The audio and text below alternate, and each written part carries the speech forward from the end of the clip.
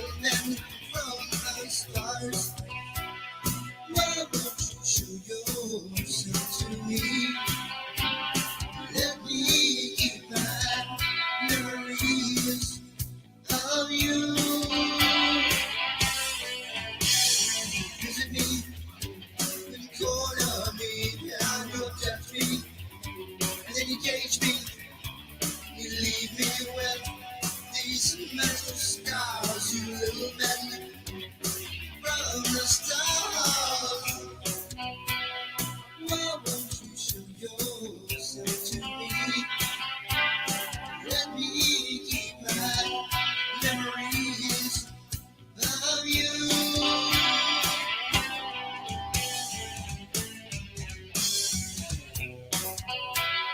Why won't you show yourself to me? Let me keep my memories of you.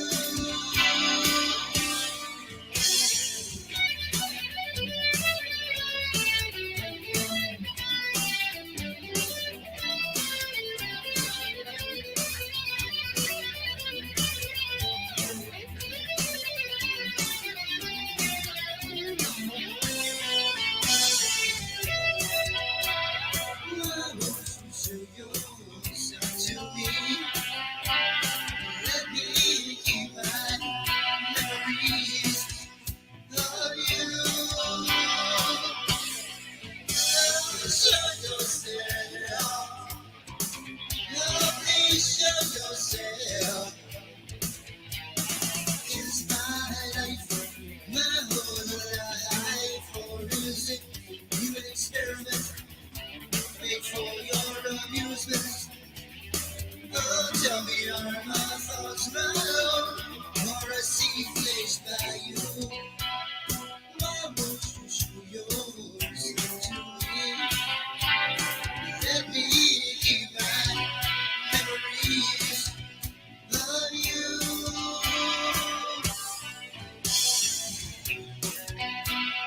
Why won't you show yourself to me? Let me keep my memories of you.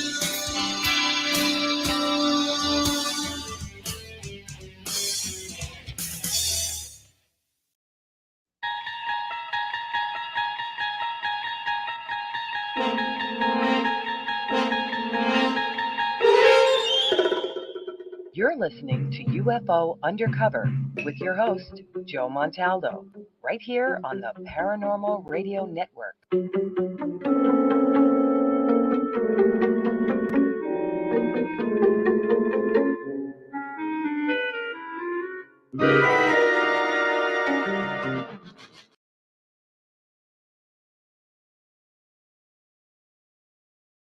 Oh, gee, we went through that fast. Hello, everyone.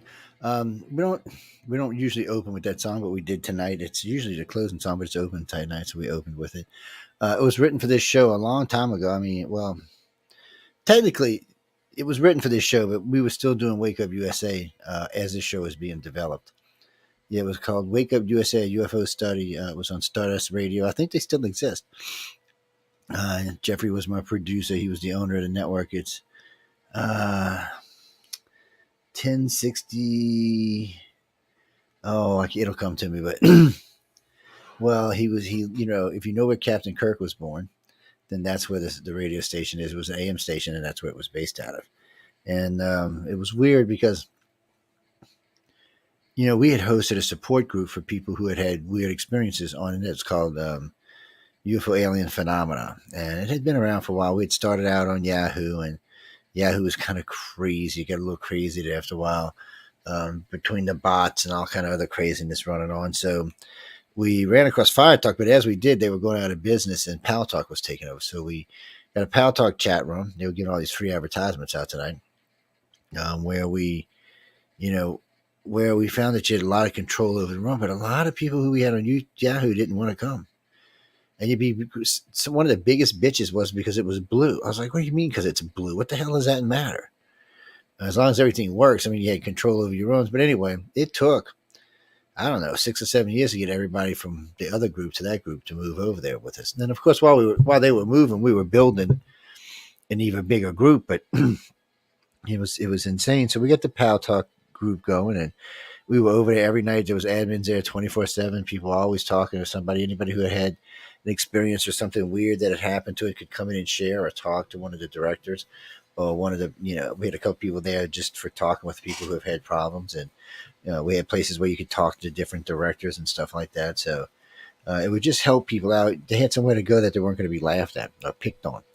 But anyway, so we're hosting this room, and I was hosting along with a couple of friends of mine, and November Hansen, DeAndrew, rest in peace, Jason Wilson, a couple of others that we were over there working. If I missed you, Joyce and Pat and a few others, Gia and I forget his name now, but there was just a bunch of us over there talking, and every night we would talk and we would talk and we would talk, and these conversations would be going. We were doing research, and it was very disjointed at the time. It was before ICAR formed, and it was very strange. And then one night, this guy comes in and says, "Hey, I have a show called Wake Up USA, a UFO study." And he said, "I've had multiple UFO hosts, and he had some pretty big names before me on the show." And I was like, and he said, "Would you like to host?" And I was like, "Nope."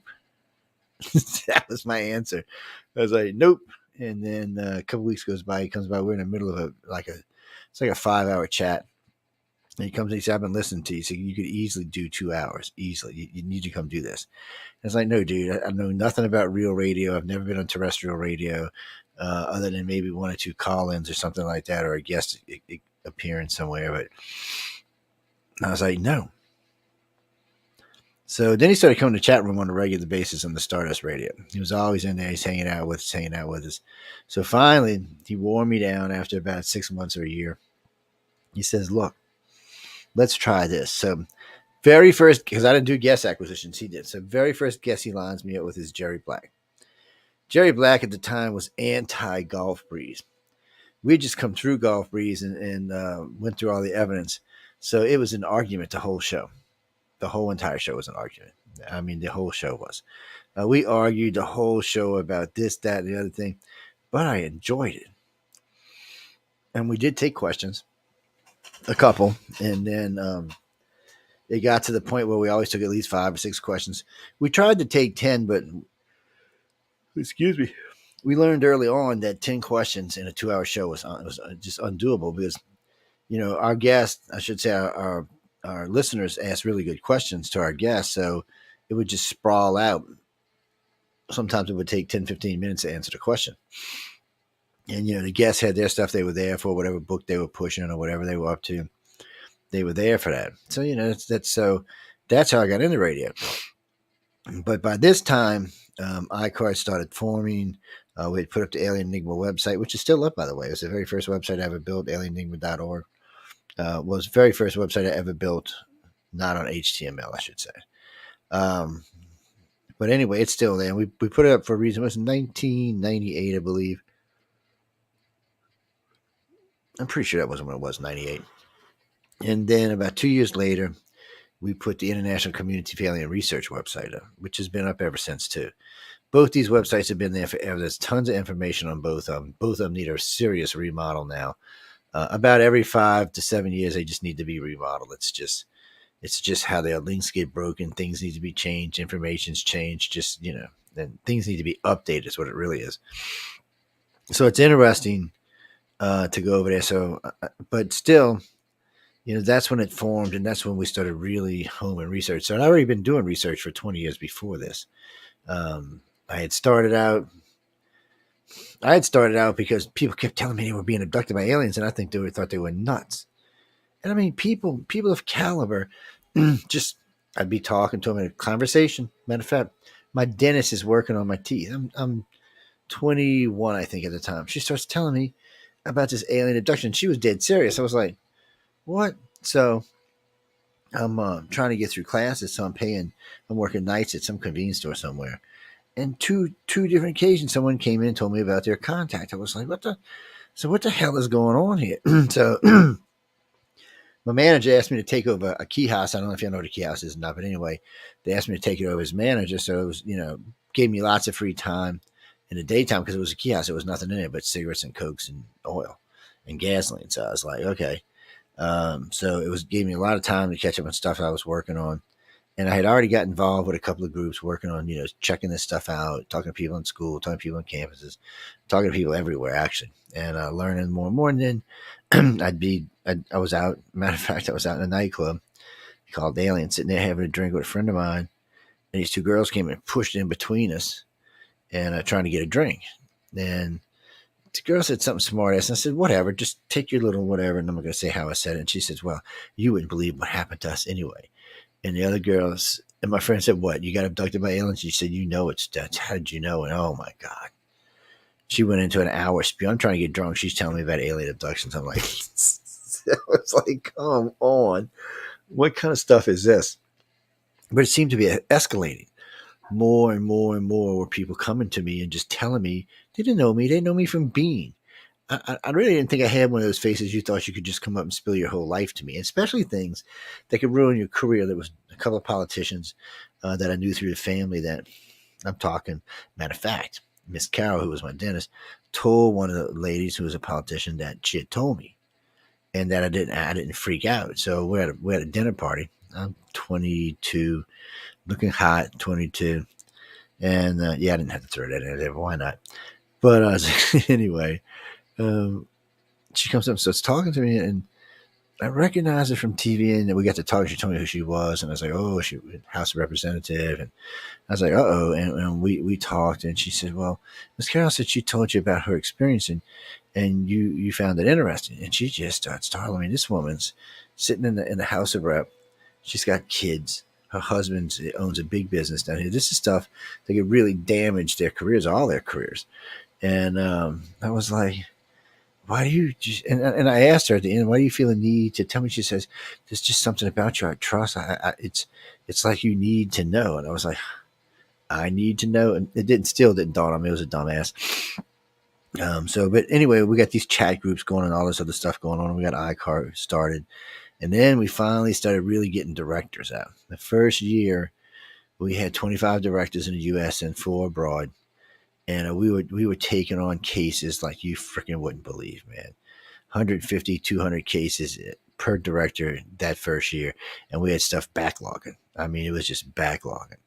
And then you see, and so then I got with my friend in November, and we rearranged the site because, when the questionnaire was short and was very specific, people would do it, but some of them were lying because some of this stuff had been talked about in public. So that was cutting into a lot of our time. So what we did is we made this questionnaire. They ran between 75 and 125 questionnaires. And a couple of places in there, we asked that you gave a recollection of your own, of your own memory, type it in yourself and put it in there. Well, most people who are going to fake it aren't going to take the time to do it. They're just not. So that helps us. And it also gave us a lot more detail to work with as the caseload started to come in. Second year, we had a few more directors. I think we added about another 10 directors, but the caseload had jumped up to at least 500 per director. Now, each director had helpers and stuff like that, but it was a lot. It was a lot coming in. And then a friend of mine down in Brazil calls me up. He goes, Joe, I hear you doing this, blah, blah, blah, blah, blah, blah, blah, blah, blah, blah. I said, well, dude, I didn't. What? He said, man, we're going to be ICAR Brazil for you. I'm like, what are you talking about? He said, yeah, we just did a 5,000 case study on human type aliens and their interactions with people down here, because it seemed to be very prominent in certain places of South America. And we know that from the Naskins, but it was strange. It was just strange for him to call like that. So, all of a sudden here comes an additional 5,000 cases, already been investigated cases that we all wanted to put into the database and be able to read and use and choose from. So as this is going on, so the first 10 years, we accumulated a massive amount of data, a massive amount. There was over 30,000 cases, close to about 37,000 cases, because by then Madrid had come in. They also had about 5,700 cases they brought in with them. And so, that was 10,000 cases right there. Between some of the side groups and all, was close to 20,000 that they had brought in, plus what ICAR research is now, that by then we were about 125 people around the world looking at this, and directors. There was more than that, and people helping out. and we were just getting stuff. And when we really sat down and did the real first abduction criteria, which was about 10 years in, we had one we had done with MUFON. Yeah, because I was with MUFON for a while. And I actually liked Walt Anders, but MUFON was just, man, it was like the black hole of Calcutta. Whatever we sent never came back, and we rarely ever got a response from anything. We're doing hardcore research, a lot of time, a lot of money, and it was like crickets. You're like, what the hell? What do you mean crickets? And it was disenchanting. As one of my friends wrote on my website, I was just like, well, this is bullshit. So I got with all the directors I knew at the time, and we found all the abduction cases we could find worldwide, which was probably about 12,000, but most of those, at least 6,000, were bullshit. The other 5,000, we went through and we did a comparative list. What was the same in each case, or was there similarities in each case? And you'd be surprised how many similarities there are in alien abduction. So we went through all of this, and that was our first set of abduction criteria. We've done it again since then, but there's a lot of stuff. There's just a lot of stuff. So, and Jeremy, I'm going to get to that in just a minute. So, this is stuff that we've learned, by cumulative research and working with organizations and other groups. Now, the U.S. government, unfortunately, doesn't have that option. Most of us don't keep our databases. Matter of fact, with the exception of MUFON, every other group that I've worked with does not keep their mainframe online. You can't access it from the internet. And when it is online, they have a select date. Now they do it, and you have to have a special CD mailed out to you with it's like 128-bit encryption or something that you have to use, and that's the only time you can use it. And that's just to upload your data and download whatever you're looking for, do a quick search or whatever you're looking for, and they monitor it strict. And they make sure no other IP addresses are coming in and stuff like that. And it has a scanner that scans your, most of them have a scanner that scans your computer, make sure there's no viruses before you even enter. So it's a nice system. We use a similar system. It's just, we use a rotating system. But anyway, it's just the only way you can keep that data safe, because what happens if it gets out? We have 90, I think it's 93, 94,000 cases on file. The database says 96,000, but sometimes there's stuff in there that's not actually cases, it's other stuff. And there's just a lot. Yes, it's over 40 years, but it's still a lot. Somebody one day said, how'd you do that? How'd you do 90,000 cases by yourself? Because I didn't do them by myself. I didn't even do it. Wasn't just U.S. directors. This was a worldwide effort to get to where we are today. Now we slowed down today, and actually we're fixing to do a complete overhaul of the organization, because the organization served its purpose for what it did in the beginning. But it's no longer needed for that anymore. We've moved past that. That data is now correlated and accumulated, and we know what it's for. We know what's going on with that stuff. So we've actually moved on, probably like the aliens have, but still, we've actually moved into other areas and other ways of thinking and other things that we're looking for when it comes to dealing. Because, even though there's some rough stuff in alien abductions, there comes a time when all that changes. They either leave you alone, or you get to be, in a way, part of what they're doing. Jim, no, we're getting there. We're going to tie this into what the government knows and what they don't.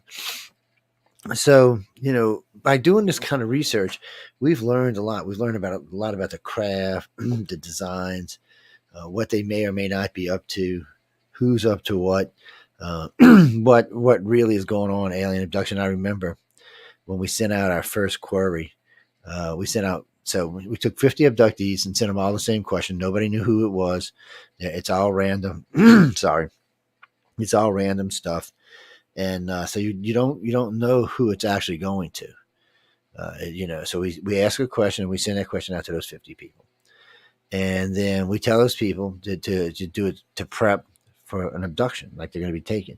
So they start just rolling this question through their head all the time. And the reason they do that is, as soon as ET grabs them, that question will be transmitted to ET. A lot of times ET answers like a reflex. It can have consequences to the contactee from time to time, but these kind of questions we're asking really won't. It's more like they're more like proud parents when you ask questions like that. And you're like, oh yeah, okay, look at my abductee. I managed to get this question out. But regardless, a lot of times you get it. So one of the first question we ever asked was, why did they mutilate cows and take cows?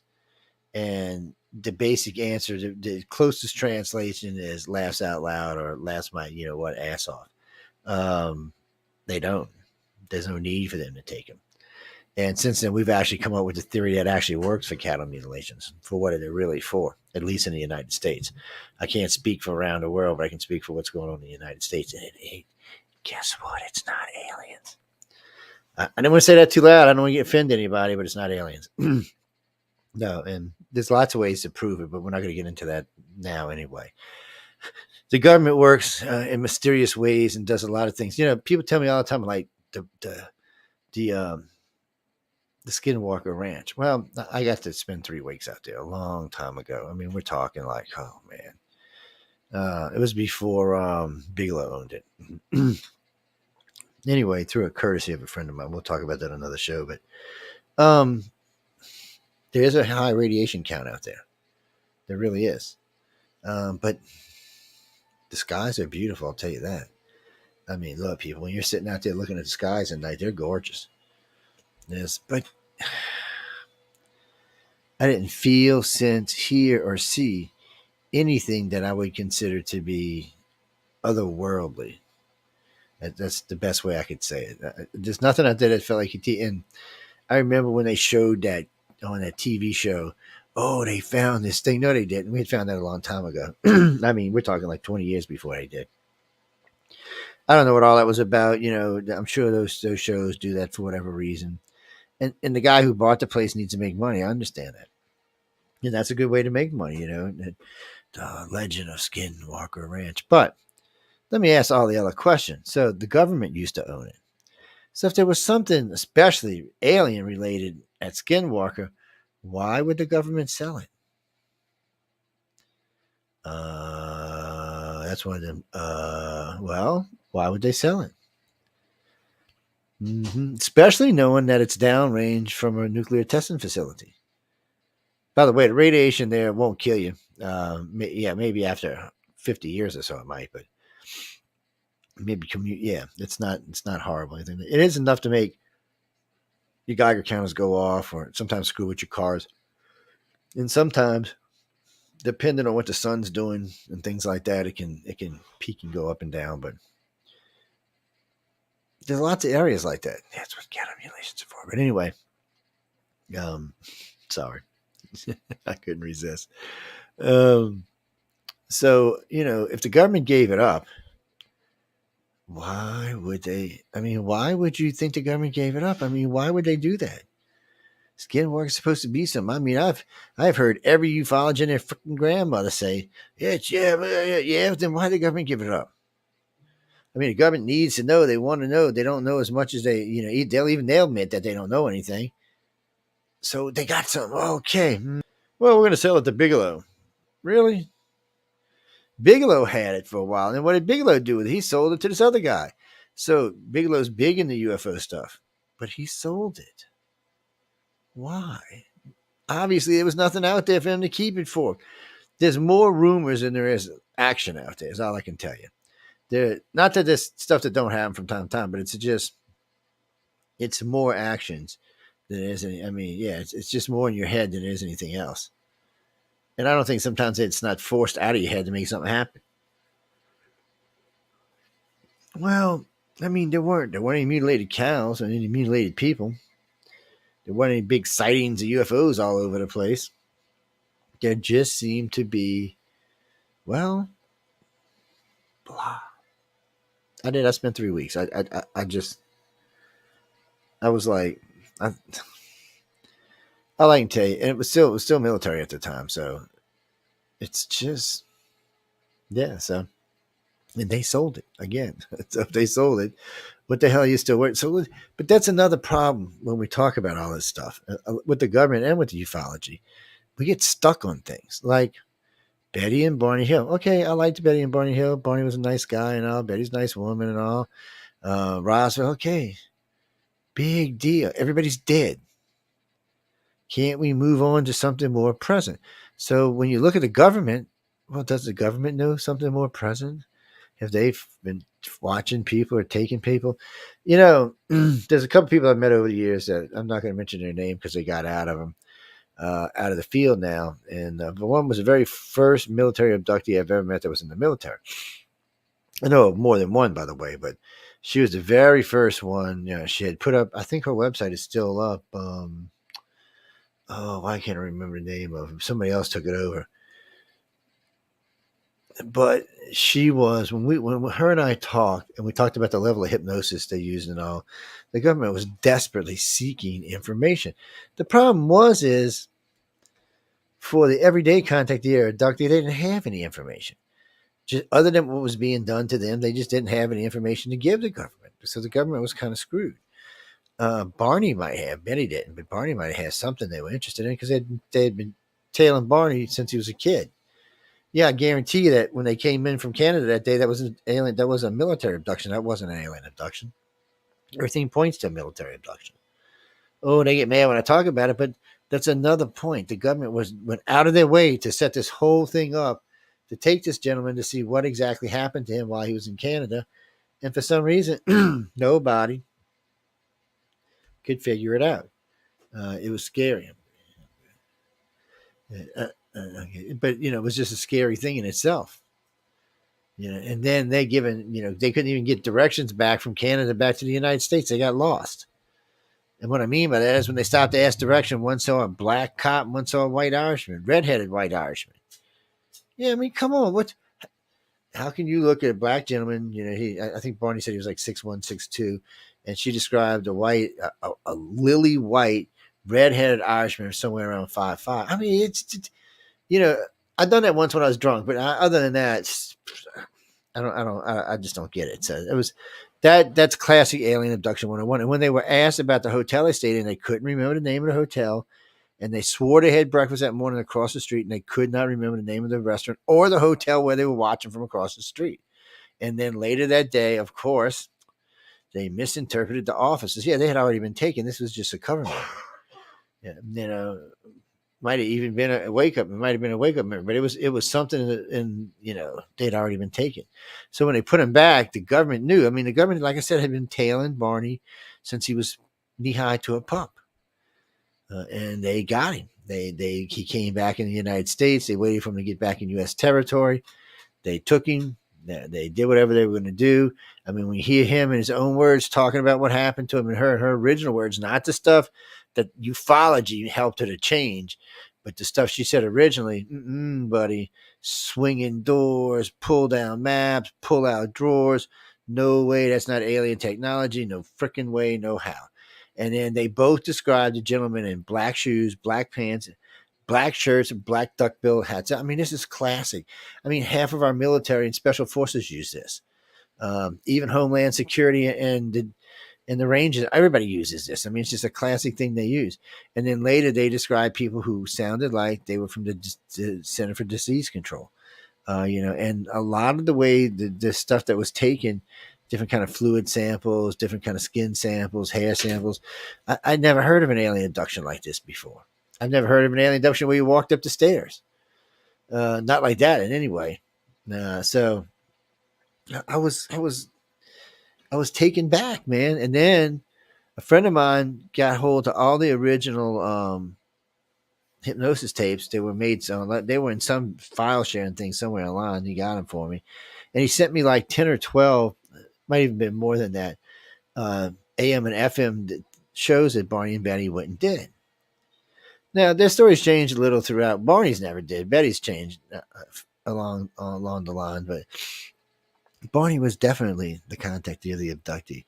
I mean, he'd been having mental issues his whole life. It was just something he couldn't deal with. And then, and they were singled out. I mean, think about it. They had a colonel living with him. This guy was a postman. You know what a colonel is? A colonel in the colonels is as close to a general as you can get without actually being a general. They're way up there. They run bases. They run things. They're like I mean, they're just way up there, and they usually don't hang around with people like that. And then not only that, he knew two other colonels besides them. This guy never served. So he knew two other colonels besides the guy who was living with him. They lived right up the street from the base. And then they got invited to the White House because he was a postman. And he got invited to the White House for dinner. him and his wife. And remember, they were a biracial couple at the time.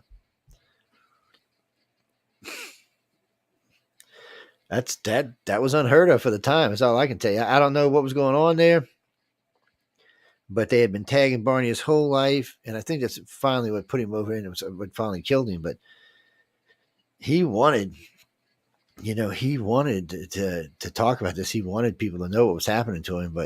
And when you listen to the hypnosis tapes, there's really like three different sets of memories there.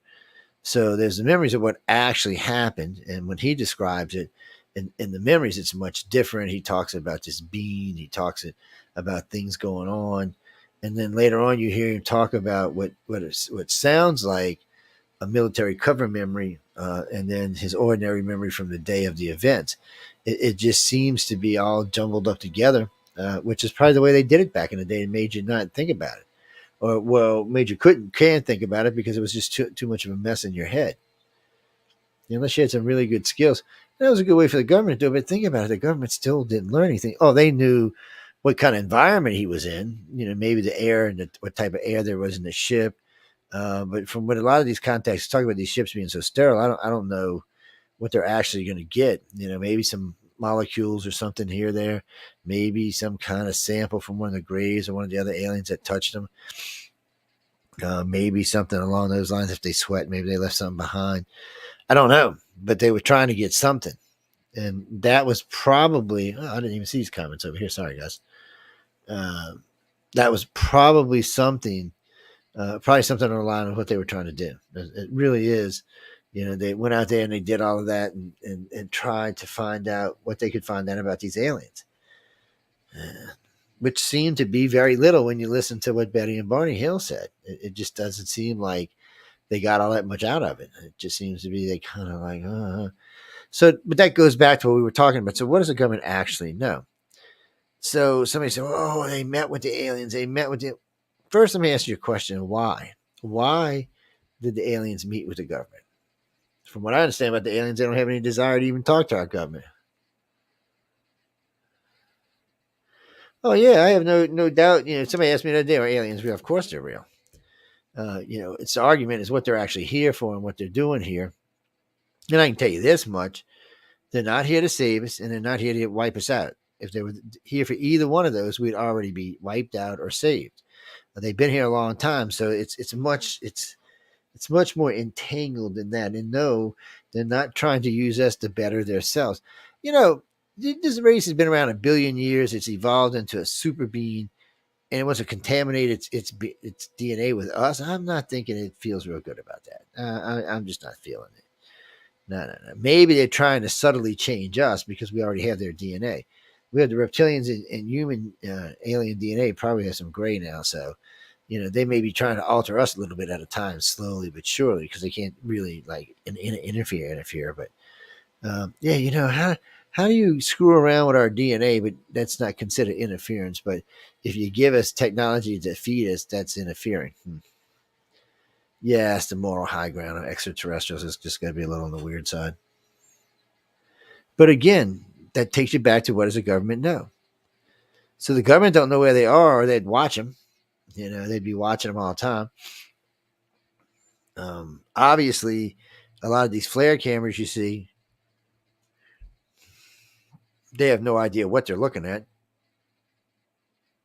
And Bobby, some of them might be drones. I mean, drones are pretty sophisticated now, but and they can fly in formation and stuff in groups. So, I mean, anything can be done with that. And I'm sure there are people out there trying to hoax it, but trained pilots should know the difference. But the government wants to know the truth, but who's going to tell them? We're not going to tell them. And they can only mess with the contactees so much because the aliens get pissed when they do. They're like, no. Don't be taking our people against their will. No, we don't want you doing that. And there's been lots of stories over the years about Greys and reptilians retaliating against him taking their contactees. So, I mean, I don't know. They're kind of stuck. The aliens themselves don't really seem to want to really extend the hand of friendship out other than to the people that they're taking. All three of the races. So it leaves the government grasping for information any way they can. And then if Charles Hall is correct, then the tall white race lives out or has a base out at Area 53. Um, that's the first race that seems to interact with us on an equal level. Well, maybe not equal level, but as close as equal as we can get. They talk with us. They do stuff with us. I mean, supposedly they even go to Vegas. I've been to Vegas a few times. If I ever see a tall white in Vegas, first thing I'm going to do is take my camera out and take about 50 shots. Mm-hmm. Well, there's nothing wrong with.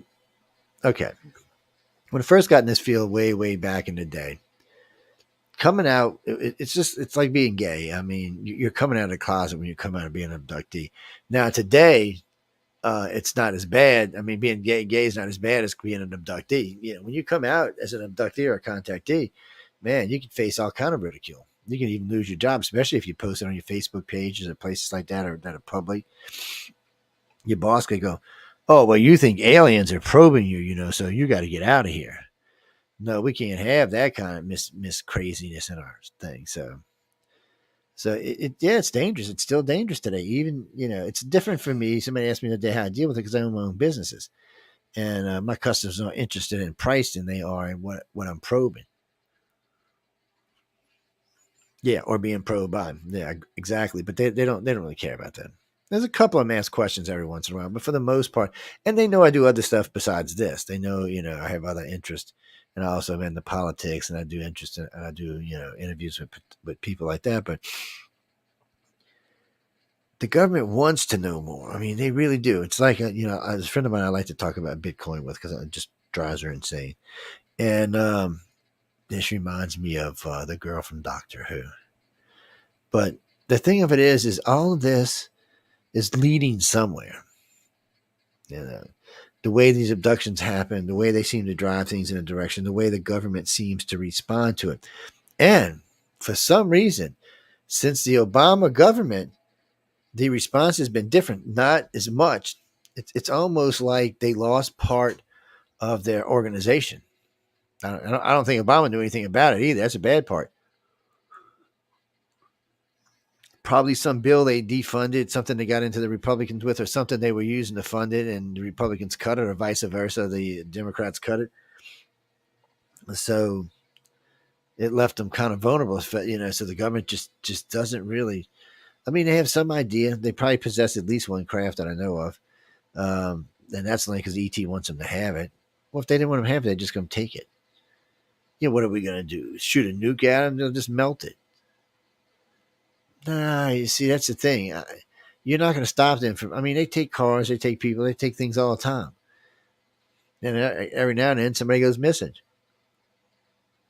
But when they go missing. Everything, their car, their phone, their dog, everything goes missing.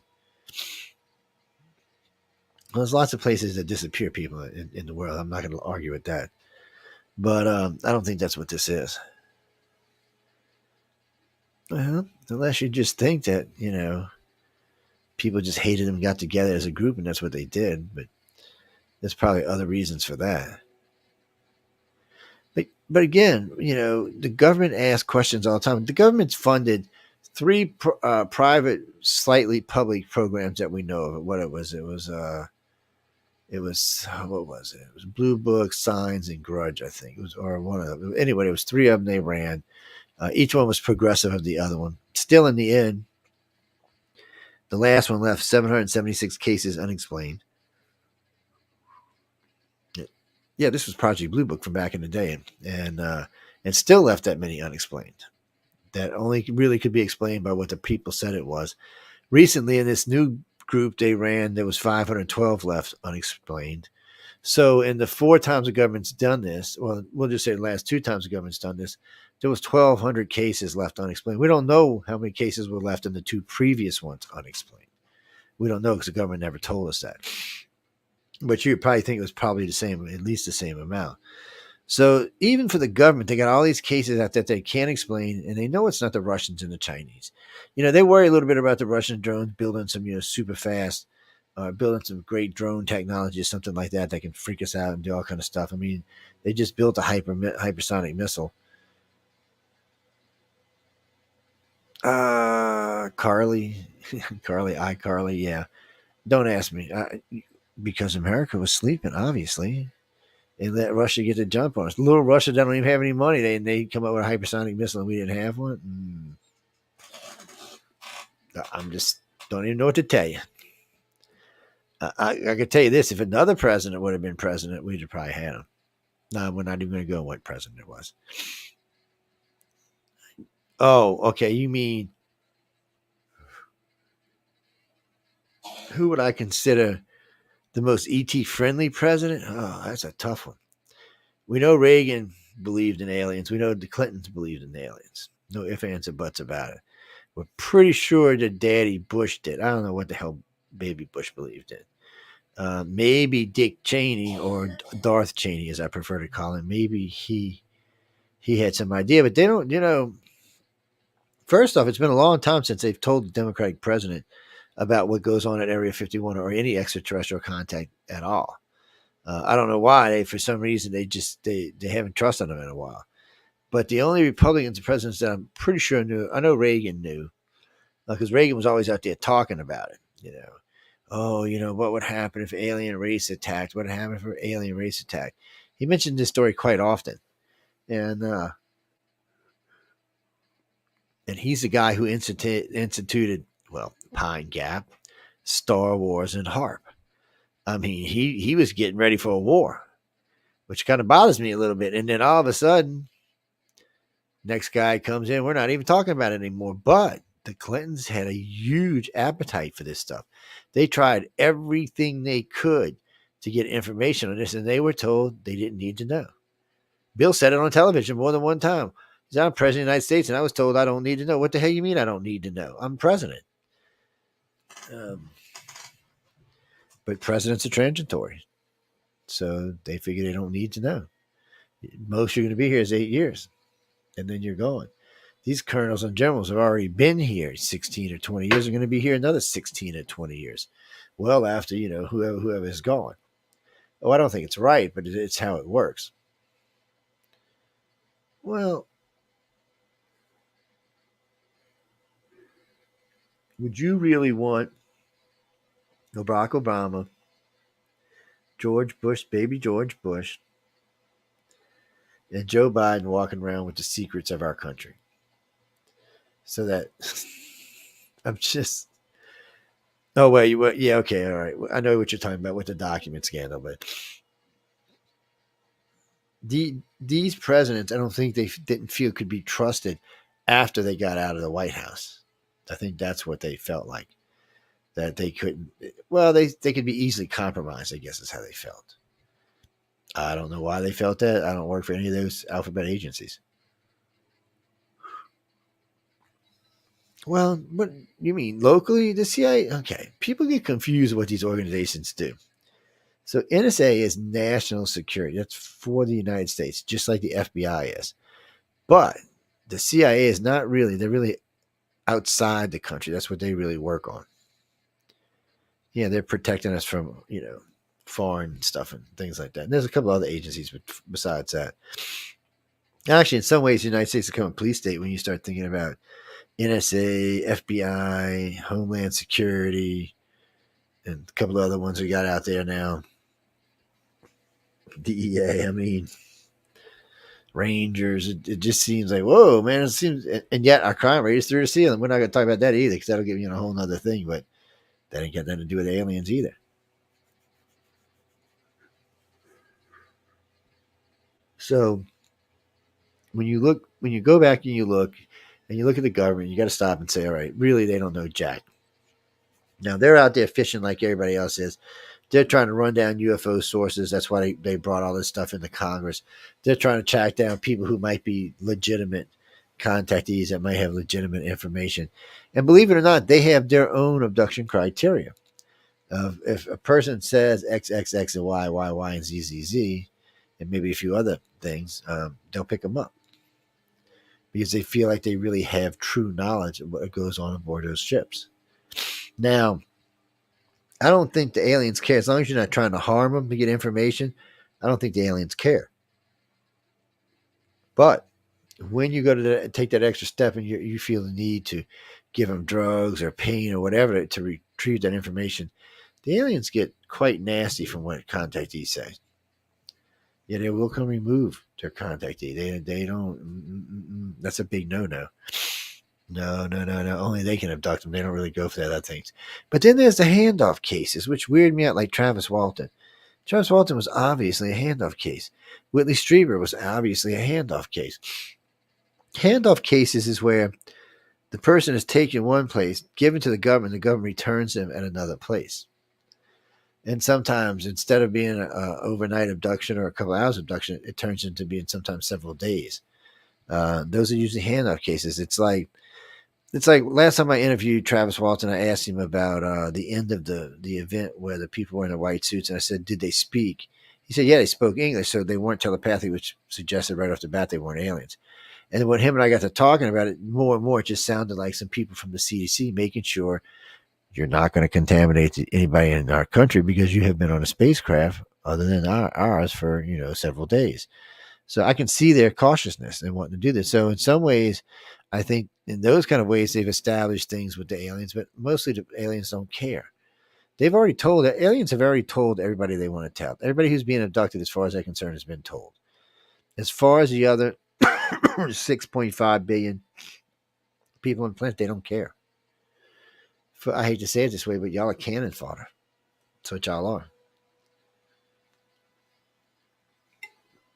Virus fodder. COVID might even been a dry run for what they're planning. Well, in all fairness, I don't think it has anything to do with the aliens. I think they know something's coming. Some type of great extinction, just like the 5 before us. And I think they decided that they're going to save some of us. Enough of us to start a couple of new colonies and even bring some back here whenever whatever happens.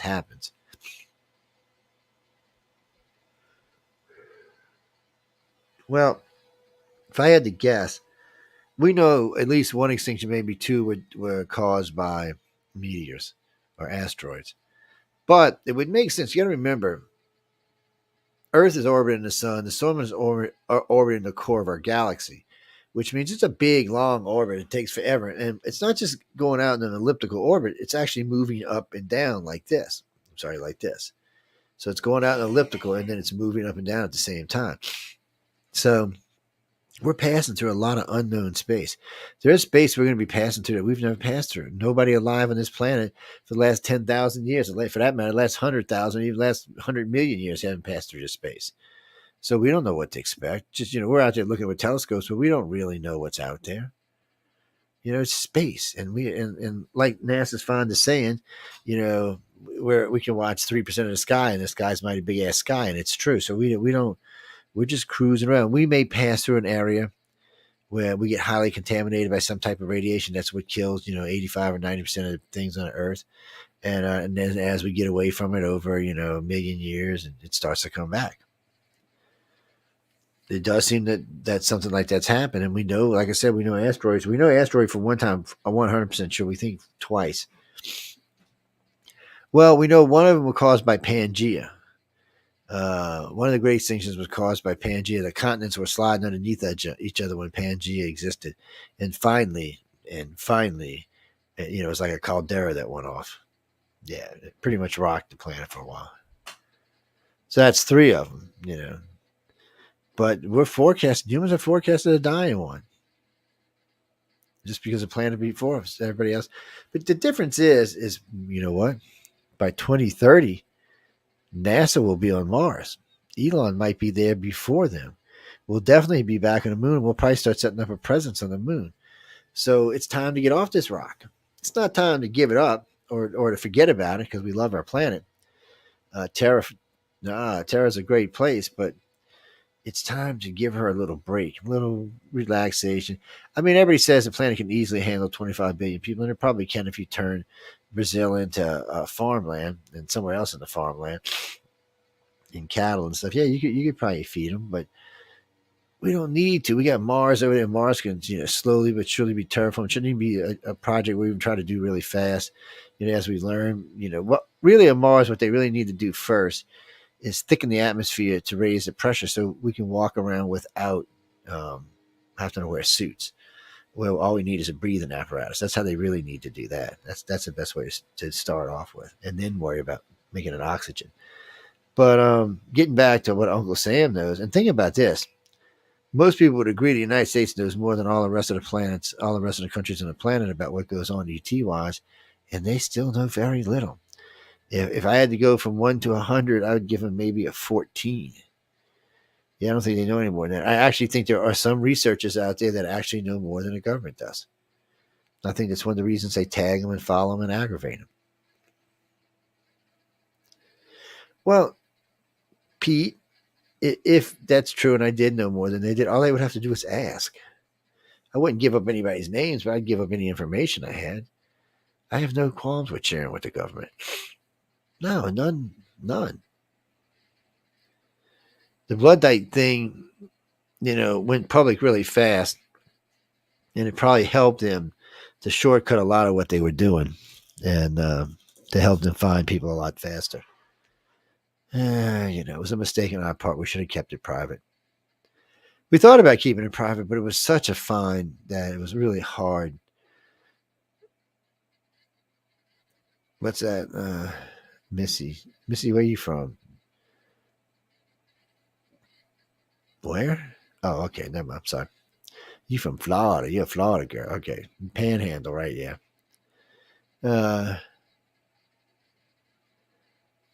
Well, the aliens just feel, they're doing what they're doing. They have their agendas. Well, agendas, and they're doing what they're doing. They want to roll their projects out, and if their projects have something to do with removing some of us from the planet, then that's what they're going to do. Well, we still think they take a lot of humans at the moment of death. Well, in the early days, when I first got in here, in the late 70s and early 80s, we used to get a lot of cases where they were being seen over hospitals or mortuaries or places like this, morgues, and you were wondering, what the hell? Why would a UFO being seen there? What are they interested in? And then, people, catalytic innovations going, so they were thinking it was something morbid. But what it seems like they do is they have up to a few days to actually remove your consciousness, and they can either upload it to a disk, upload it to a hologram room, or upload it to a new body. Either one of the three. The disk, it's like storage. You just basically, they're just sitting there until they upload you to something. A lot of them go to hologram rooms so they don't have to be in bodies. So they're existing, but they're existing in a state of a hollow. It's still them, but, and then when it's time to reconstitute, they put them in a new body. They have very advanced technology in this, but they're not the only ones. Our government's been working on this for a while. Ever since that guy in, what was it, 88 or 98, put that chip in his head and recorded those memories out of his head, everybody was like, wait, what? You can do, wait, what? You can use a microchip to record memories out of your brain. Wait, what? Well, because what does a microchip run on? Electrical impulses. And what does your brain run on? Electrical impulses. It was very smart. The guy, was very genius.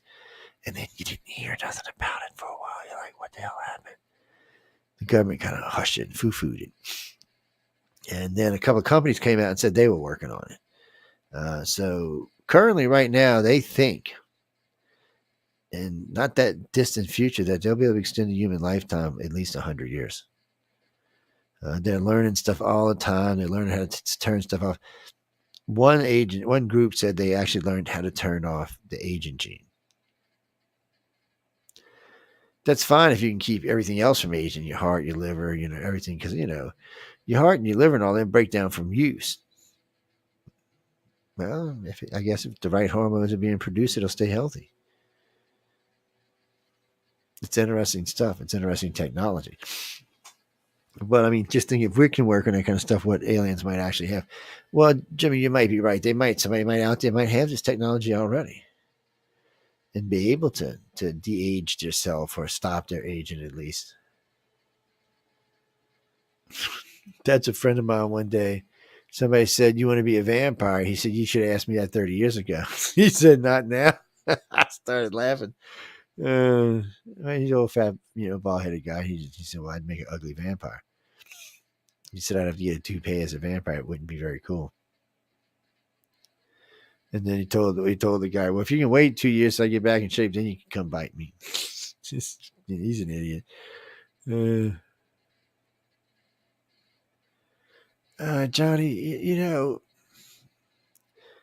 the government's got agencies that deal with this, but that's another problem. They're so compartmentalized, nobody knows what the hell's going on. I mean, agency B and D have not a clue what's going on with each other. And if you get down further down the chain to agency F or K, nobody knows. I mean, A don't even have a chance to know what's going on. They do that so each piece can work on a piece of the technology or the information, but not be able to put the whole puzzle together. That's why I do it that way. Well, because you can become dangerous. You can want to sell it to an enemy or somebody else or a corporation. See, people always think, oh, they're worried about everything being sold to Russia, China. Yeah, we are, but we're also worried about it being sold to other bigger companies out there. Yeah. Yeah, the government keeps an eye on them too if they all of a sudden have some leaps in technology. You're like, oh, how'd you get that there, Jimmy Bob? Let's go check out what's going on. Because we want that advanced technology. Just think if we had the human or reptilians technology, not even all of it, just like their shields, some of the smaller weapons. Nobody on the planet could touch us. They have the ability to clean up radiation. Use fission bombs, fusion bombs instead of fission bombs. No radiation contamination, but 60 square miles level to the ground. Nobody would challenge us again. Think of it this way. Think if the U.S. went out and launched 2 bombs into Russia and 1 into China. 2 bombs in Russia would flatten the whole country, and 1 in China would flatten about a quarter of the country. And what do you think China would do after? They would immediately surrender. And nukes or not, they would immediately surrender. Matter of fact, that from that point forward, anybody who said, you want to surrender, you want to die, oh, yes, so we're going to work with you a long time. Well, that would be the end of that. Because there would be nothing to challenge it. There wouldn't even be a way to shoot it down. Put a hypersonic missile, fission bomb, boom, boom, boom, boom, boom. Yeah, it's not like, it's a difference. And fusion's badass, but this will be even better. Well, somewhere along the line, and if you know anything about the aliens, you know that they've already done this. They're a united species. They're not a divided species. We're a divided species. We're 200 and something countries now. We're divided. Country A don't like what country B is doing. Krakow don't like what Lugo's doing. It's just, yes, it's kind of like a big mafia. Reminds me of one of them old Star Trek episodes. It's just we need to straighten out. We can't seem to find someone. We've been taught to be so negative. We can't seem to find anyone that we can all trust. Hell, in my own country, we can't even seem to find one guy we can all trust. We used to be able to. We like Reagan and Clinton both had high approval ratings, well in the 60s and 70%. But Reagan even had a couple of 84s. So did Baby Bush, but we don't do that anymore. Since Obama, you can call Obama the Great Divider. He was the original start of the Great Division. But Baby Bush carried it on, and then oh yeah, it's just, not Baby Bush. Trump carried it on, and then here comes Joe Biden carrying it on again. We just divide. We want each side at each other's throat, which bothers me because the majority of the country are really not, left or right. They're usually closer to the middle. So I don't know why we put up with this bullshit. We need to de-elect people we know that are idiots and start putting people in that are worth having. No, I don't know what we're going to do about it, but that comes back to what we were talking about. Why would an alien want to deal with any of these people?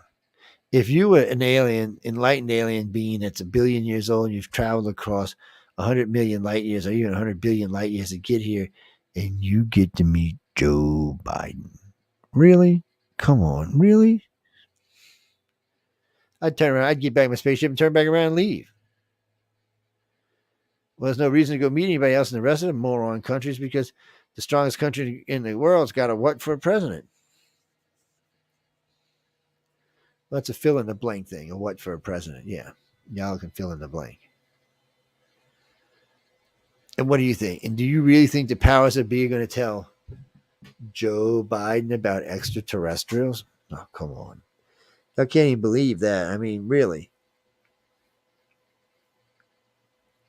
Well, Mr. Biden, I'd like to know why you have an extraterrestrial UFO saucer parked out on the White House lawn.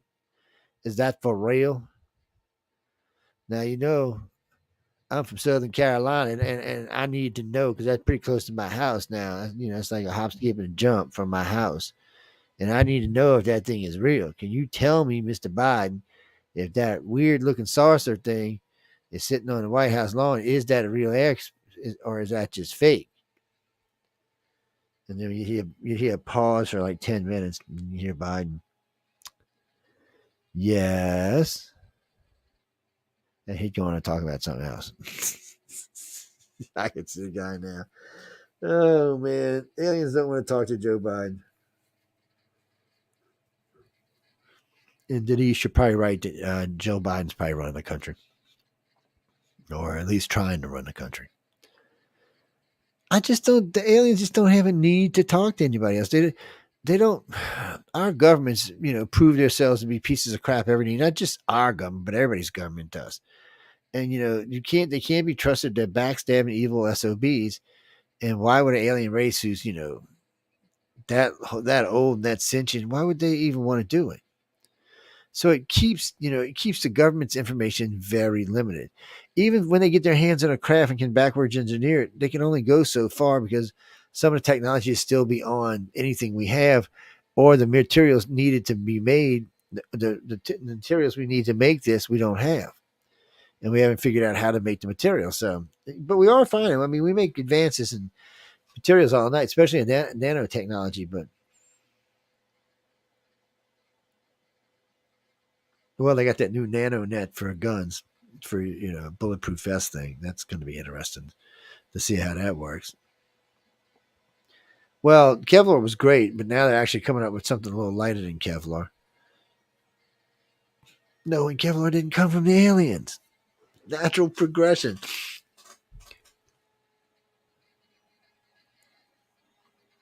So, what if the computer came from the aliens? Would that not have changed our destiny and our future? Because without them, we may not have invented this type of computer.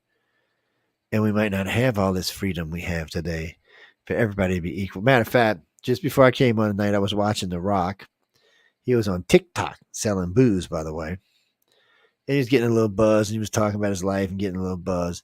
Now, I was thinking that anybody from anywhere in the world can go sit in there and text to him and talk to him. That's a game changer for the world. Or you can get on TikTok and maybe even get more listeners and followers than him, even though he's a world famous star. So it changes the way, especially since COVID, it changes the way we look at the world.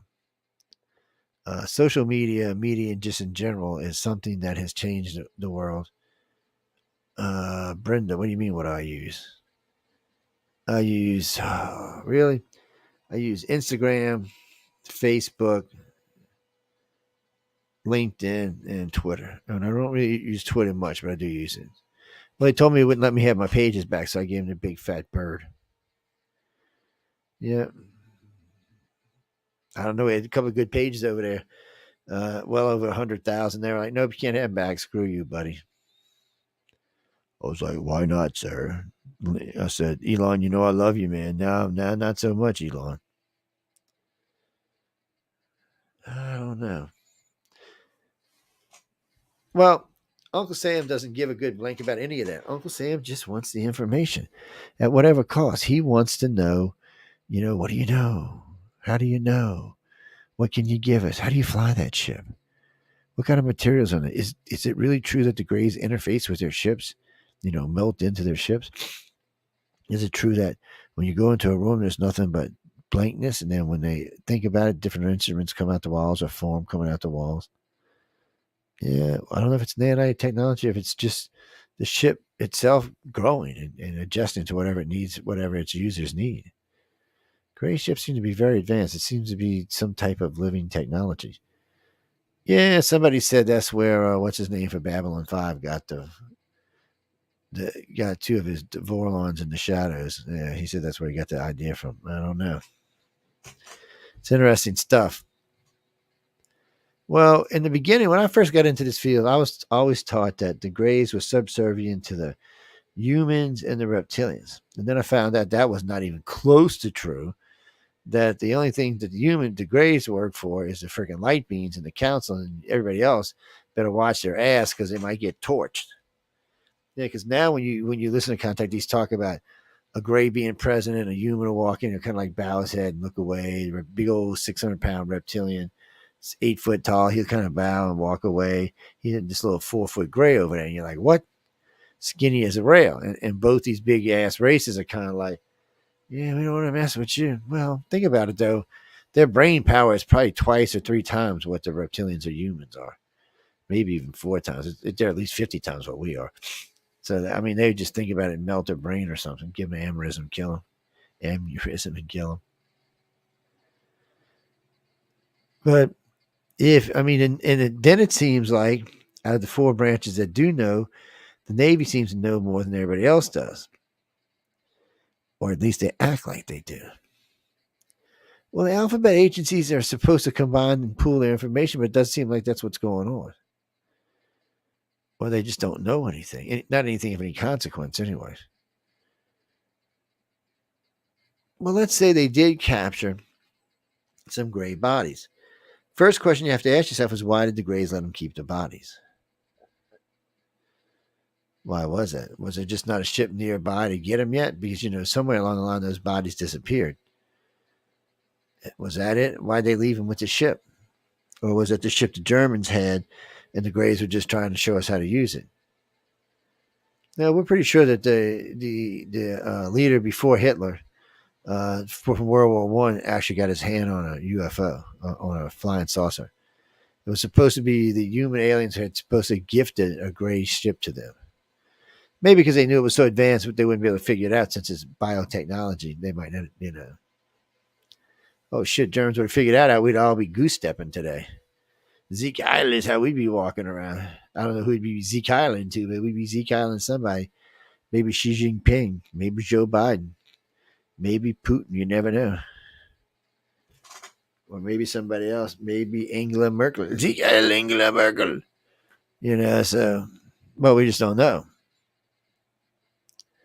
So I think they're very limited to what they know. And they're like us. They're seeking information every day. Oh, no, I think there's been at least 2 contacts with the government. But as far as any real exchange of information, no, because we have nothing to give them. What are we going to say? Oh, it's okay if you take our people? Like really, like they care. Like that's ever stopped them in the past. Oh, you got to give us technology for taking our people. Really? Why we got to do that? We've never done that in the past.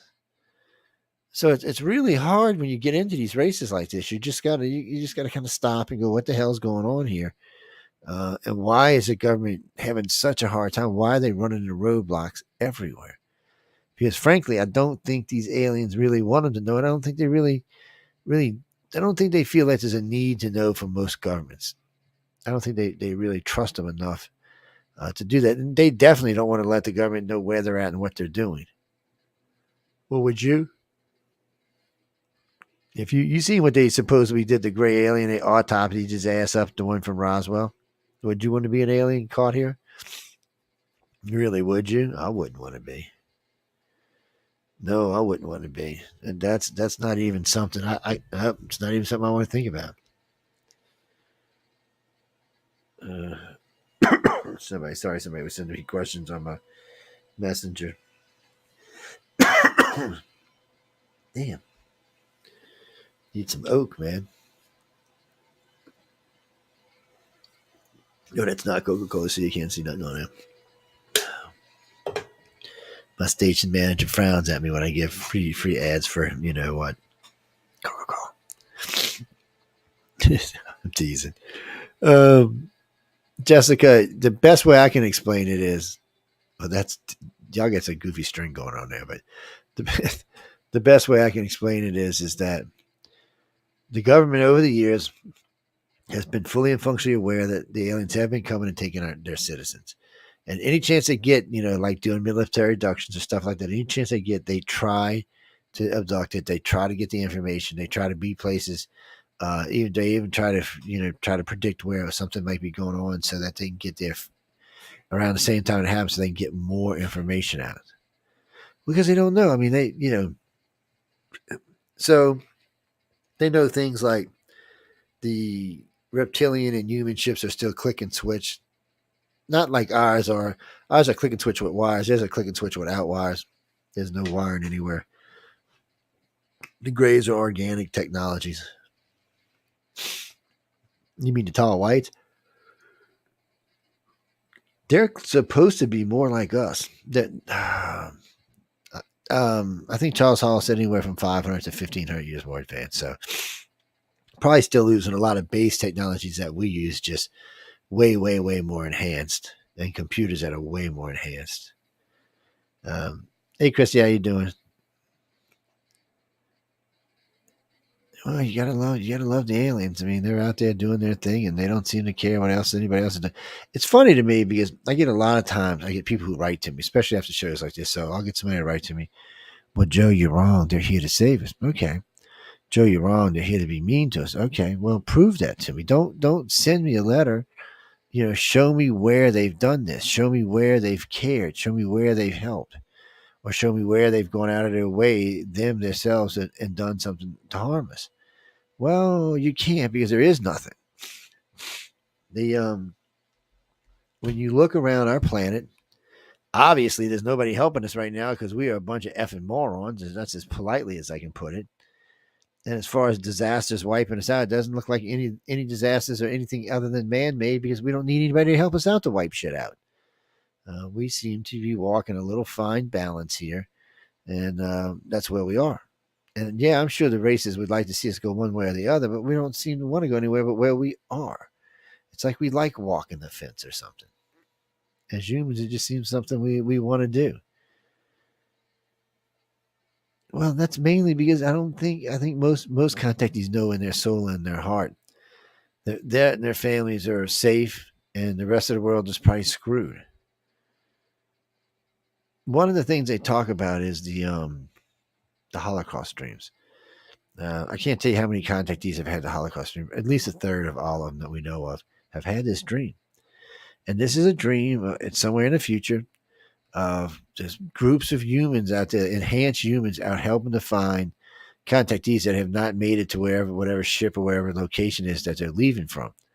And I don't know why they're having to do this, but they're having to go find these people. Um, you hear this and you do hear about them being enhanced humans, but you also hear them like, so one lady said, I'm driving through the town. The stoplight comes on. I'm like, what do you mean? There's nobody here now. Nothing. All the street lights and all work. And just the freaking stoplight comes on. I'm like, well, I can just run the light. And she said, well, I stopped. And when she looked over, she noticed that, there was something in the window like a face. So she got out the car, and they all got out the car and walked over to the window. And the window immediately addressed her and knew who she was and what was going on. So this is another thing. The window also knew the other so-called two people who were there that she didn't know, and it also addressed them. It was an ad. It was an AI ad, is what it was. That's what they predicted. Now, we've had facial recognition software to could sell you stuff, but there's a thing about it that the governments, not just our government, most governments don't want it to happen. Most people are against it. Even most humans are against it. I mean, we get tagged enough. And I never understand this. You go buy something and then you get ads for it for the next 6 weeks. Really? I just bought that. Why are you sending me ads for that? Why don't you send me ads for something else? Well, these are the same things. So let's say, let's say you bought something really embarrassing and you walk up to this window and it immediately says, well, you bought this product. Do you want to rate it? Okay. And all your friends are standing there and going, well, Jenny, you want to rate that thing you just bought there? It's just, so they talk about that. They talk about mass burials on the edges of cities where you see these big, huge dozers just pulling up things and just dumping graves and just mass. Every now and then they said you see a human that's like stuck in between the people who died and them, because contactees are immune to whatever this is. Mm-hmm. It's interesting in itself that they are immune. And I noticed something too. A lot of the higher contactees didn't get sick for COVID at all. Don't know what it means. They just didn't. Then the ones that didn't get sick usually survived it pretty easily. Oh, I wish. Stephanie, COVID like to kill my ass. Oh no, man, it was rough. We got the first wave. It was no, I've gotten it twice since then, but the first wave was just horrible. I got it last year coming back from LA. Probably on the airplane, but we were a lot of people. We had a gala event. You could have been anybody. Well, we got to take a little break here in a minute. And we'll come back and finish up on. Well, we'll finish on up. Could the government have things from aliens or maybe other paranormal things or maybe something that cross parallel dimensions? Could we have the stuff like that we could consider secret weapons, like the Grail or the box that held the? Yes, that's what I'm saying. So, yeah, we get a little Temple of Doom going. But anyway, let's no, we're gonna pop this commercial on. We'll be back in about, I think it's about 2 minutes if I remember right. It's I think it's one of the opening songs and just a commercial. So hang on, be back. See y'all in about 3 minutes. I had enough. Well, you drove out there into the middle of nowhere and had some sort of loud verbal display challenging ET in general out in the middle of nowhere? That's what I was doing. I actually had a pistol in my hand at the time. I was really ticked off. When I was having this fit, I was waving the gun in the air, okay, and I had this fit. And at this moment, I said, okay.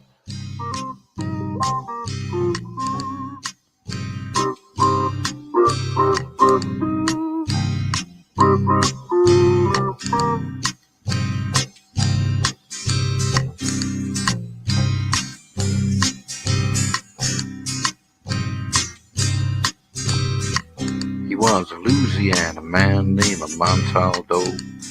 Folks around called him Six Gun Joe. Worked with ICAR, don't you know? Investigating UFOs. Out for a drive with a gal one night, they stopped to check out the reporting site. When an alien lit right there on the ground, he commenced to throwing his weight around. Now, old Six Gun didn't take too kindly to that kind of thing, especially without Vaseline or anything like that, seriously. Well, Six Gun looked that critter right in the eye and said, "Any last wish before you die?" Yo, reached for his gun, quick as a twitch, and said, "Fill your claw, you son of a bitch." Now a legend spread across the land about this pistol-waving man. But if you're from space or from Earth below, you don't give no lip to Six Gun Joe.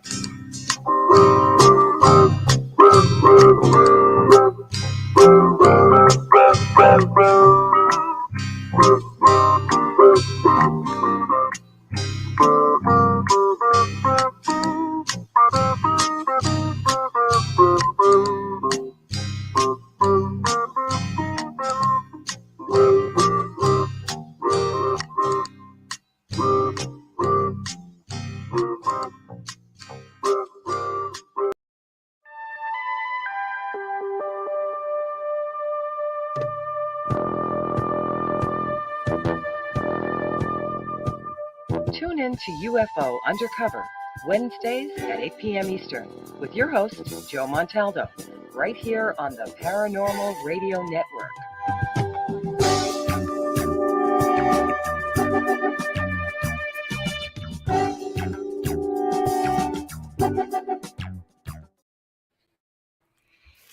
Hello, and welcome back, people.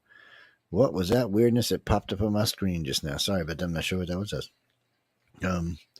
Yes, Six Gun Joe. You better watch out. 6 Gun Joe got it. Well, what is it now? It's 14 Gun Joe.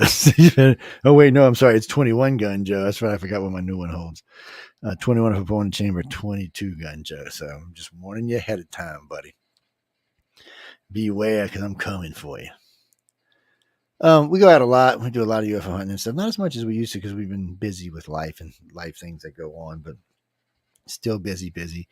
But like I said earlier, we're going to be restructuring iCar, probably redoing at least 2 of the websites. It's going to be a lot of work. But before we even get into that, we still have to get, ladies and gentlemen, on Roku tonight. So if you're at home, you can watch us on your television set.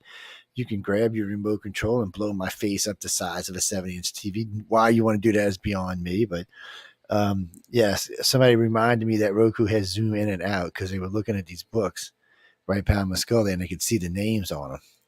I was like, damn, that Roku works pretty damn good. But anyway, getting back to what we were talking to. So when we get back to Uncle Sam and what he knows, so there's lots and lots of documents. I mean, lots and lots and lots and lots and lots of documents.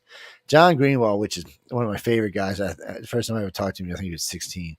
He has gotten FOIA stuff to fit, and he's not the only one, but he's probably one of the most prominent out there with FOIA.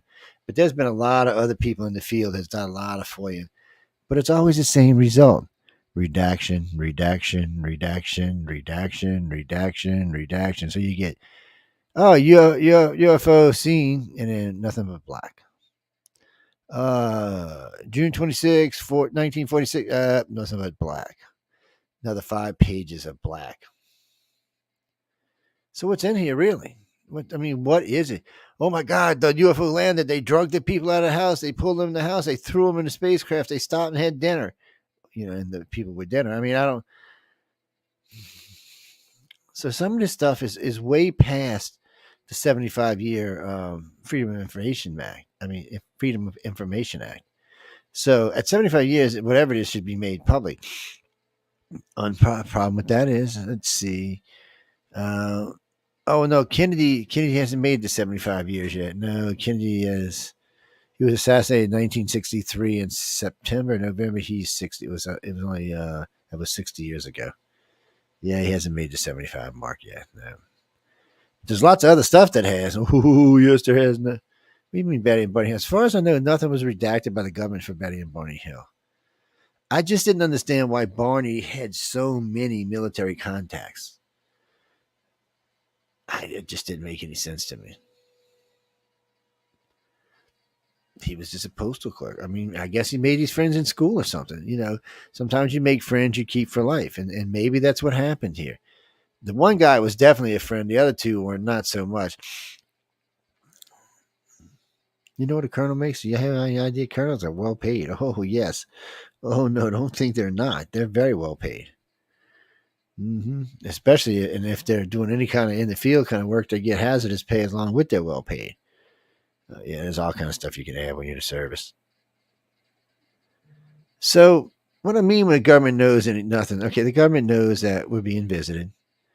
They've seen craft. They've probably even been inside some craft here and there.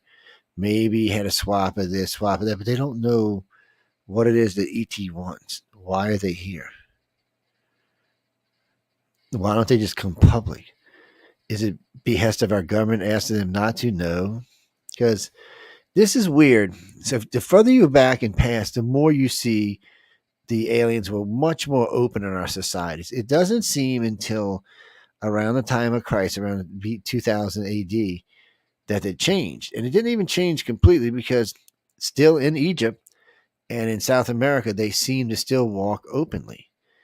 They seem to interbreed with the population, mix with the population. They seem to just, be in there. Remember, Central America and South America blood type is 98% O. So there was something definitely went on down there that was weird. Something funky monkey went on down there.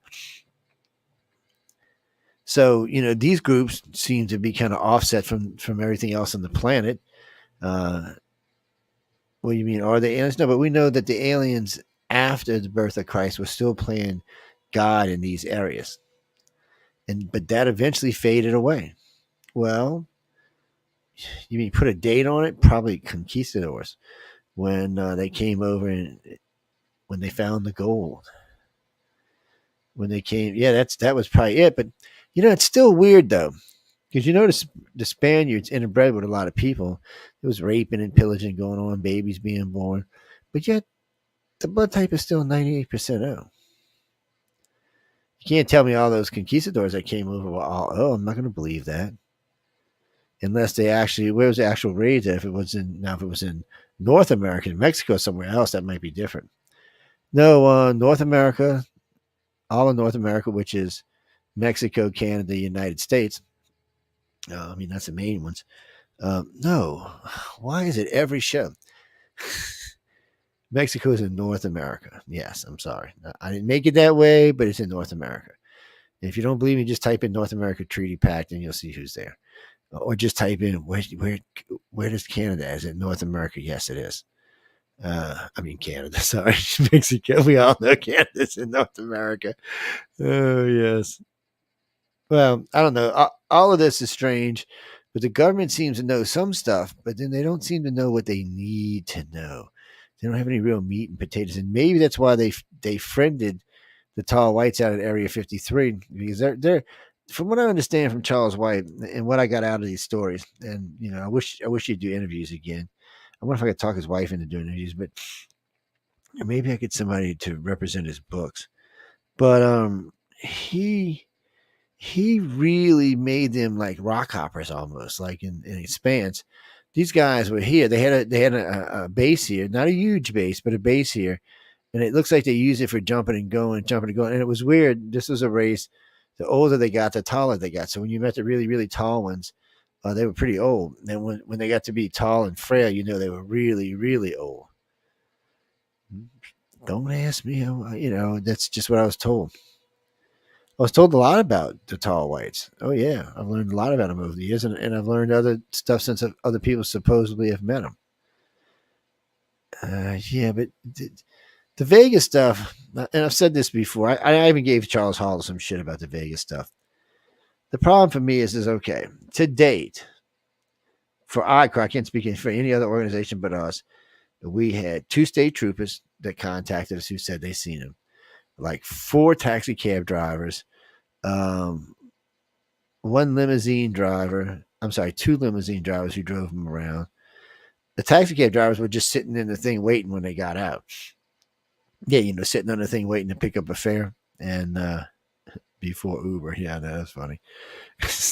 Okay. But so the limo drivers remember very distinctly talking to him, and they were told by the guys that were with them, which they referred to as men in black, even though they were in gray, or whatever color it was. They said, do not talk to them. You're not allowed to talk to them. They're foreign dignitaries. More like Lurch's family came in to visit, but still, they went out and they ate and they drank and they gambled. Well, the smaller ones, were only like 6.5, 7 feet. They were tall, and with glasses and all on, you really couldn't tell what they really were with their hats and all on. Don't ask me. Charles Hall said they were cranky, had a bad disposition. If you insulted their kids or it looked like you would hurt their kids, they would kill your ass. Yeah, he got in great details about them. But yet they had an operational base with our government, or still do, from what I heard, still do have an operational base with our government. Aliens at Area 51. Is that like the aliens at Dulcie? Y'all know that Dulcie shit is bullshit, right? I'm just being honest with y'all, it's bullshit. Yeah, somebody was smoking a pizza pipe. But I didn't say nothing. That must have been my alternative Joe snuck out there for a second. My inverted Joe. I'm sorry. No, I was thinking about. Oh, speaking of that, before we get out of here, I know we got a little while before we get out of here, but we're looking for people for doing banner design, promos, intros. We're not looking to pay anybody, but you're going to get a lot of free press, not just on the network, not just in the archives, but we're on Roku now, so you can put a banner up. We can even put one like in the corner so people can see it. Well, yeah, if you do banners for us or audio stuff, we'll just like this. Put your banner right here so people can see it. Different kind of thing, however you want to put it up there. Yeah. Ooh, yes. No, I don't keep one of mine up there. Nah, I don't. I don't feel the need. Oh, sorry about that. I don't feel the need to put mine. If I'm gonna put one up, it's gonna be a UPRN banner. Like this one. If I'm gonna put one up, but usually I don't. Well, because I like to sit kind of sideways like I do, so it would just be over my head, aggravating me. I have talked about that, and I've met a lot of people in the government over the years. I mean, a lot of people. And I've heard a lot of different things. A lot of it turned out to be bullshit, but a lot of it didn't. And a lot of times I was given pervy information on where I should be looking or people I should be seeking or areas that may have something of interest. And a lot of them have paid off. I'm not going to lie. But I think part of it is, and I was talking with my son about this earlier today, or actually with a friend of mine about this earlier today. You know, I looked up in the Navy and got a really high security clearance. Really, really like unreasonably high security clearance. But somebody asked me one time, "Oh, you must know everything about aliens." As a matter of fact, I get this a lot. You must know all about aliens. No. I used to work in some very sensitive places on the USS Nimitz. I had to work in the conning tower. That's, where the captain is and everybody's up there. I had to work on all the jets. I had clearance to work on every jet we had. Anything that was electronic, I had clearance. If it was avionics, I definitely had double clearance because I was an AE advanced is what I was. So then I also got to go in the reactor room with old Salty. Now I didn't actually physical work on Salty, which is, they called it old Salty. That was the reactor aboard the ship, the nuclear reactor. But I got to work on all the electronics around it. Yeah. They had two special guys who actually worked on the reactor itself. Nobody else was allowed to touch it. Nope. But I was allowed clearance. But that was the thing. Going in all three of these areas, the only person that had higher clearance than me on the ship was a captain. I'm not even sure it was higher. I think it was the same. Yeah, I don't even think it was higher. Because I was told when I hit shore how high it was. I was like, wait, what? Oh, it's great now because it opens doors. Because I'll tell you a little secret. And I learned this with a friend of mine. One of my directors has a relative that works in a facility that's a secret facility. And I knew it because we were talking one night. And anyway, make long story short, I had asked her for some information about an aircraft that we had seen somewhere else. And if it was like an Aurora or something else along those lines. So she actually cleared it. She actually went to her boss and cleared it. Now she does security for this facility. She's a scientist, and she's in charge of science security over the scientists. And she still is. She's been there like 10 years now. And he looked me up, pulled me up on the FAB, which is the clearance index. He's like, he's got a higher clearance than you, sure. So yeah, I can find out stuff, but it's stuff I can't share. So why bother? Why get into stuff that it's going to drive me crazy? It's all it's going to do. It's going to sit in my head. So I don't usually try to use the clearance for that. I use it for other stuff. And it opens other kind of doors too. But getting into these things is dangerous. You never, I mean, I've been threatened more than one time. My family's been threatened a half a dozen times at least. The government doesn't like when I talk about specific things or things that they're pissed off because they didn't know as much as I did. That's what it really is. I mean, the one guy admitted to it on Wake Up USA one night. He said, well, we listened to this because you know more about this particular area than we do. Really? I'm a nobody whoop it, dick. Come on. You can't even tell me that. Kind of shit like that shakes my faith in the government sometimes. No, because I'm a nobody. It's not like I'm Elon Musk or something. It just kind of shakes my faith in the government. You mean Elon and aliens? Freaking Elon is an alien. Oh my God, he's an alien. He's some kind of gray hybrid, man. Oh, yes, he is, man. I'm waiting for some little thing. Come out. I'm telling you all this. I'm going to say this again. So Elon's going to build his colony on Mars, and he's going to turn out to be like the guy in the James Bond movie, Moonraker. The evil scientist that builds a colony and has all the perfect people. Mm-hmm. I'm telling you, that's what's going to go on here, man. Come on, he's already got 10 kids. By then, he probably have 30 kids. He brings his own little army there. Clara, as far as I know, there's only one he doesn't speak with. Yes, it's a female who has a noun problem. Yes, you don't know what noun she is. Yes, so they don't talk. Well, I don't know his take on that. I honestly don't. I only follow him for space stuff and political stuff. As far as his beliefs on gay or non-gay, I don't really care. Well, come on, I was born in New Orleans. See, it's hard for me when I hear this argument. Because I was raised in New Orleans, gay thing is just gay. Nobody thinks anything about it. Nobody even thinks twice about it. If you're local and you've been to court more than once, it's not even a thought. They do their thing, you do your thing, everybody does their thing, nobody screws with each other, nobody tries to hurt each other. It's just one big party. And that's what it is. And people go to work and that's it. And nobody cares. It really and truly, nobody really cares here. There's other places like that. I mean, Queens is kind of like that, but more San Francisco would be a better example. Maybe part of Paris. There are just some places in the world that's it's very well. Actually, it can't be Paris. I was listening today about so you can still get arrested and killed for being gay in France. I was like, what? Yeah, they were decriminalizing it today. And then they were doing so. I was like, what? It's like the blue book laws, and like in Louisiana, where every Sunday I can take out my 4-inch belt, and whoop my wife's ass. We'd see how that worked. I'd have to go hide my gun Martha from her because I'd be dead afterwards. Yes, these are not these are not women for the fag in the past. But that going back, I mean, the government is to a point where it needs this extra knowledge and it can't seem to get it. It's looking for it everywhere, but MUFON's been dead. They compromised MUFON a decade or 2 decades ago. They've compromised lots of organizations over the time, and the information's just not there. What do these aliens want? Why are they doing this? Why have they been doing this for so long? Why are they interfering with our lives? What is it? What's going to happen to us as a species? And it's really hard for us to understand this, especially the politicians, because this has been going on a long time, and Greys live a long time. So the same Grey that came here 100,000 or 10,000, whatever he came here, she came here, is probably the same Grey that's here today. Probably the same Grey that's been up in that family line for 10,000 years. Probably knows if there's reincarnation. Definitely knows your family better than you know your family. So that scares people.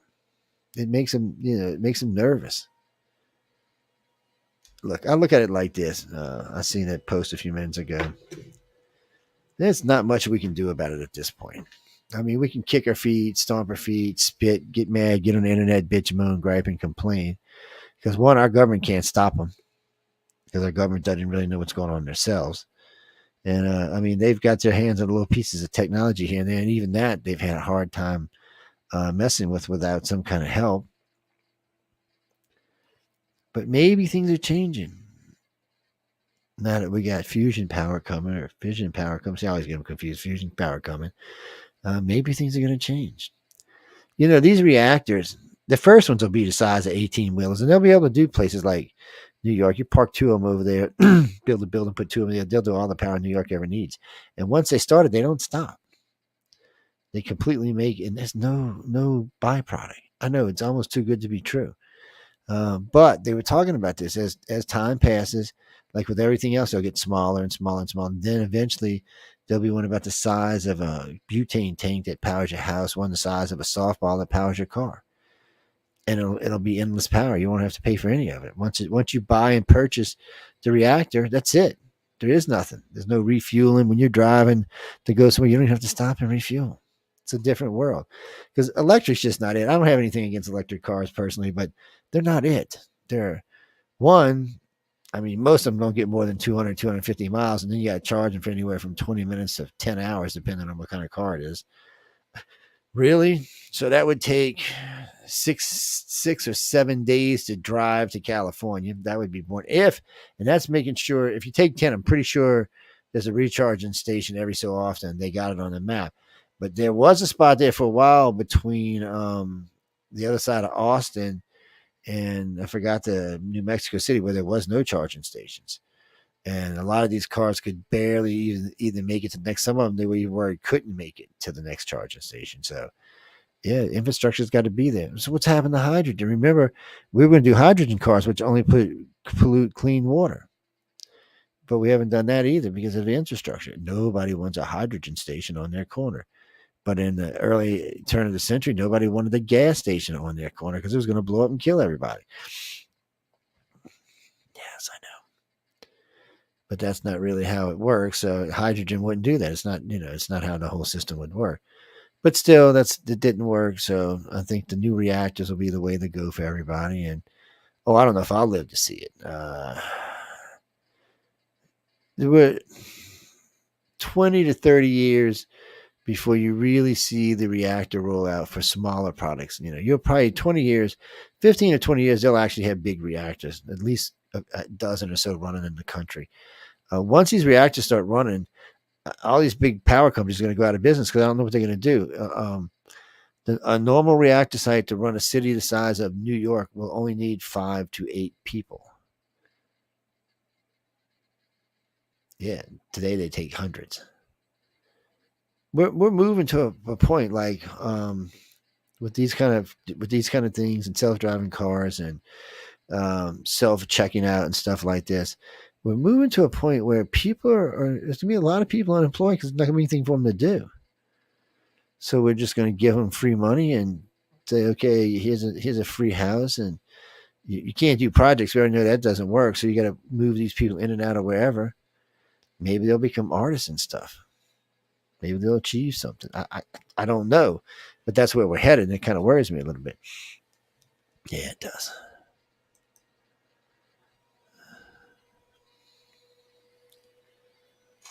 What day is this? Today is the 25th.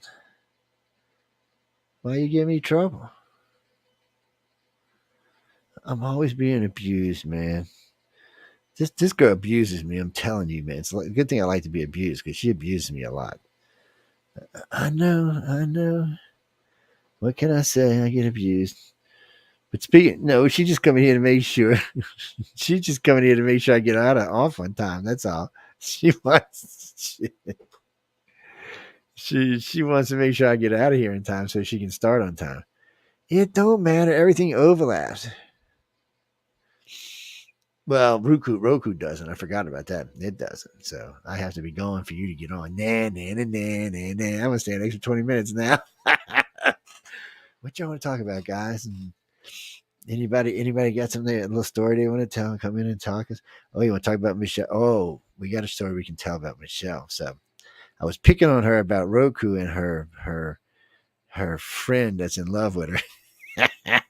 I tell her, no, I can't tell you. She'll hurt me. No, anyway, getting back to what we were talking about. What do you mean? You talking about when we were talking about shit. I was gonna say Area 51, Skinwalker. Yeah, no, don't bother. Well, like I said earlier, so the military owned it and they sold it. Bigelow owned it and then he sold it, and these guys are making some TV series out of it, but it's nothing ever happens. It kind of reminds me of Oak Island, where oh my god, I'm like, oh my god, how many times can we go? Oh my god, until we find something. So it's the same thing. No, I have nothing against any of the TV shows. I find them entertaining and fun, actually. It just sucks they never find anything. I'm waiting. Where's the gold? Where's the gold? Where's the alien? I'm waiting to see something. Yes.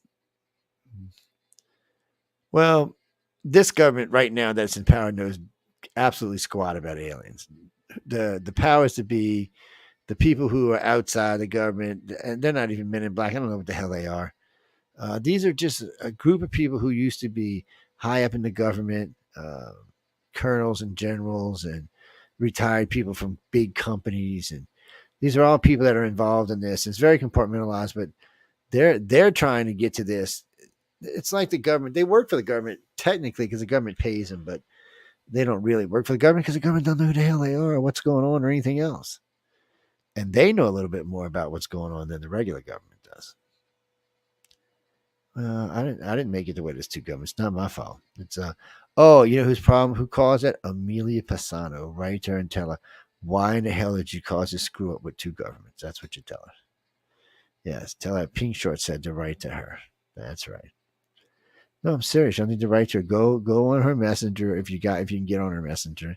I don't know if she let you on it or not, but go on her Facebook page and spam her. Yes, that's what y'all need to do. Well, no, we only got a couple minutes left and we got to get out of here. Just about 2 minutes and we got to go. You mean following me? The Outer Realm with Marcel DeRoche and Amelia Pisano. Yes, I like that whisper. Ladies, y'all better watch that. Knock you out. No, it's having a good time tonight. We won't get back to scripted until the end of February. And that's when I just script out whatever shows I'm doing. And gas probably not till the end of March. Yes, I got other things. I'm so busy right now. I don't want to schedule gas because my show is early now at 6 o'clock. I don't want to schedule gas and not be able to get here. I just feel bad. I'd have to call Michelle and say you need to host my show, and she already has a show to host, so she won't be happy about those kind of things. Yes, yes. I know, blah, the impeller. Ha ha ha ha ha. Just kidding. But we got to go, guys and girls. Any moans, groans, bitches, complaints, or anything else for that matter, right to Michelle DeRoche at, well, the Outer Realm. Yes, y'all going to get me in trouble on that. But really and truly, when we come back to do part 3 about this, we're just going to do just the blocks of the government. Nothing else. Nothing to do with the abductees or anything like that. Just the government blocks. What section of the government? We'll try to break it down to as much, and it'll probably only be about an hour because we'll try to break it down by block by block by block by block of which blocks of the government are doing what, and why some departments that you would never think of are actually doing stuff. Really, truly, they're like the Department of. Yes, the Department of Finance has stuff involved in it, but that's kind of expected because that's where the money is. But motor and transportation departments in several states are involved, and you're like, what? It's just some of these branches you were just kind of like, okay, why is this like this? But it is interesting. Christy, thanks for hanging out. Michelle, thanks for stopping by. Everybody else who came out tonight, glad to see y'all. Everybody in Messenger, glad to see everybody in Messenger in a good mood tonight and causing mayhem and problem. Y'all should apply for that commercial job. Let's cause mayhem. Yeah, the car insurance commercial job. Yes. Yes, I am the mayhem guy. What is it? Progressive, I think. Mm-hmm. One more question. I got to go quick because it's 7:57. You got to be kidding me. What do you expect the first time to be taken? One, you wouldn't remember the first time because you're probably a child. And two, save that question for next Wednesday and I'll answer it because we ain't got time. It'll take, just to make it coherent, it'll take 15 or at least 15 minutes. So you understand what the hell I was talking about. If I tried to compress it, you'd be like, wow, Joe just had a stroke. Yes, you would be. On that note, though, good night, everybody. Again, thanks for tuning in to UFO Undercover on United Public Radio and the UFO Paranormal Radio and TV Network. Good night, everybody. And for our Roku viewers, nice to have you on board tonight.